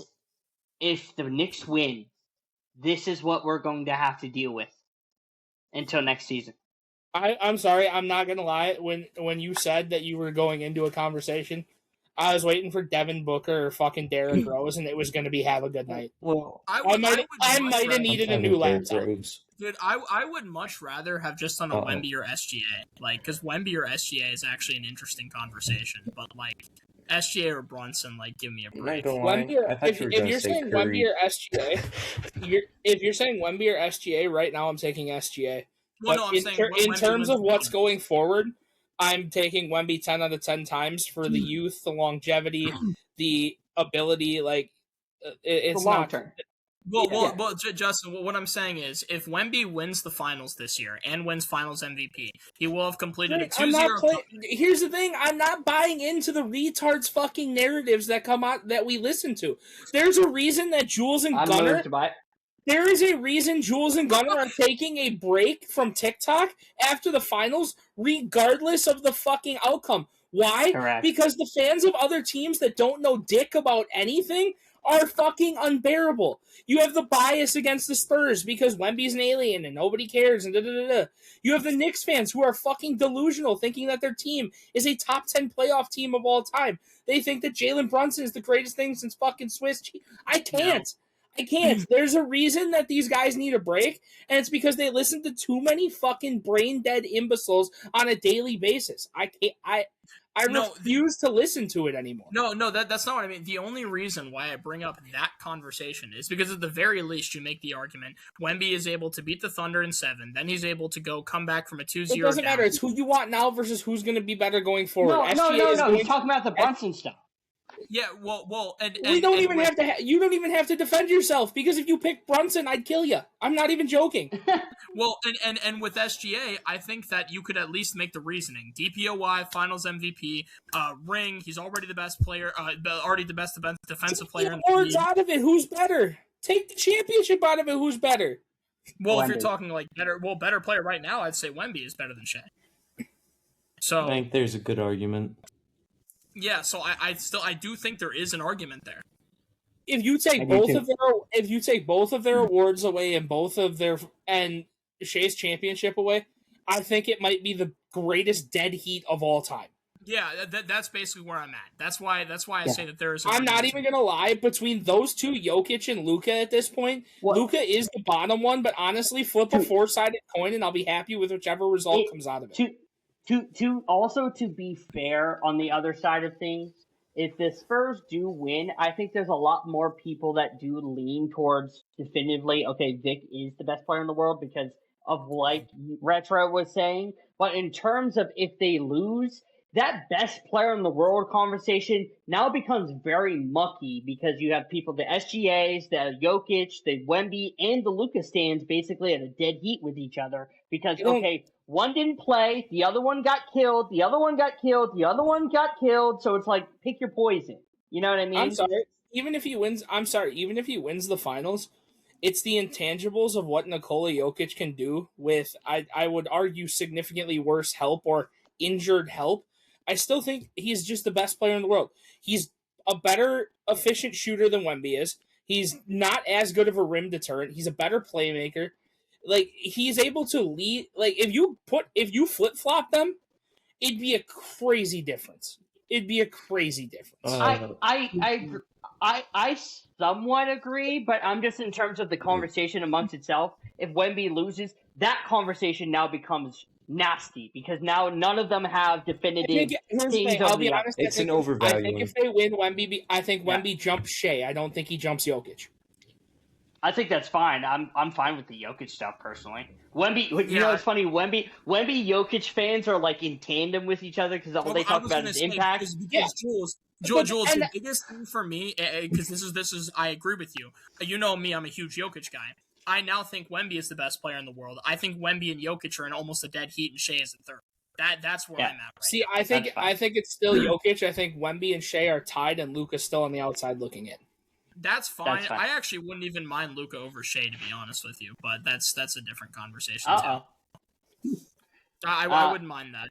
Gunnar, what's your thoughts on Luka that? Specifically, by the way, I personally have Wemby, but like I said, I honestly am trying to move on from the best player in the world talks right now. It's so fucking toxic in this No more community. best player in the world talks. No more GOAT debates. No more anything of that. Fucking nobody cares. Like, I just want to talk basketball and do my evaluations, have good conversations. I just can't have that in this community. The issue is that every single conversation that you ever have, like anybody ever has in the basketball community, will turn toxic if it gets talked about for too long. That's the problem. Like, anything is going to turn toxic. That's the issue. Grant Hill. Yeah, well, maybe Grant Hill convos actually. I was trying to push Grant Hill combos today. He was. Grant Hill's great. I love Grant Hill. Yeah, so Jules, you said you got one more, right? Grant Hill definitely. That was it. Grant Hill definitely makes my all-time what if team. There you go. Jules, that was some really good games. So that was a W. Thank you. Justin, do you have facts on your phone? No, but Gunnar has Team A, Team B first. Oh, I got you. Gunnar has Team Stand by real quick. We're already an hour 45 in. Yeah, my phone's running low. Jules' phone's on 9. Yeah, Jules' phone's on. If it's about that, we don't have to. So. That's fine. So, sorry, Gunnar. That's up to you. All right. Sorry. No, you're good. That's fine. Fact of the day, time of recording is June 9th. We're going to kick it way back to 1914. Crazy stat, just obviously one of the pinnacles of all sports, especially in baseball of all things. Honus Wagner is the second player to reach 3,000 hits. Do you see lagging on your guys' end? Bye, Justin. Yeah, Justin, you're lagging hard right now. Justin's good. Hello? Yeah, you're good. Yeah, I think you're good now. Yeah. Time of recording, June 9th, kicking it back to 1914. Honus Wagner becomes the second player in the stat era to reach the 3,000 hit mark. He's got a crazy expensive card too, right? I believe up until a certain point, his rookie card or whatever was the highest selling card of all time. Yeah, it's crazy. I believe, if I remember correctly, it's like now card in general is Logan Paul's Pikachu Illustrator, Kobe Bryant's rookie 1 of 1, and then I think it's Honus Wagner. So, like, just insane. Obviously, but yeah, no, Honus Wagner basically, like, is, like, the definition of transcending the game. He was the first guy, to bring the whole, like, contact hitting type of thing in and be a defensive menace. For him to be the second guy to reach 3,000, he just doesn't get a lot of credit. Like, everyone, that's the thing is, I definitely think, as crazy as this sounds, people in the baseball world now don't know shit about Honus Wagner. People in the card collecting world might know more. Which is crazy. But that is all, unless we have anything else. Good to go. That is all from We Don't Know Ball this week. Next week we will be wrapping up the finals. Hopefully, it's either an extended series and we talk about the second half, and see how things are, and then we will be back for football in terms of predictions, training camp, kind of last minute trades and signings, and talking about how the Rams are just fucking super team merchants because fuck the Rams. But anyways, that was We Don't Know Ball. I'm Jules Compton with Retro, with Justin, and with Gunnar the Runner from Post Patrol. Please give him a sub on YouTube and his Twitch, and follow him on TikTok at Gunnar the Runner. And please give us a follow on TikTok as well as sub to our YouTube. We will see you next week. Check the Z True shooting. Oh, no, we do not endorse that.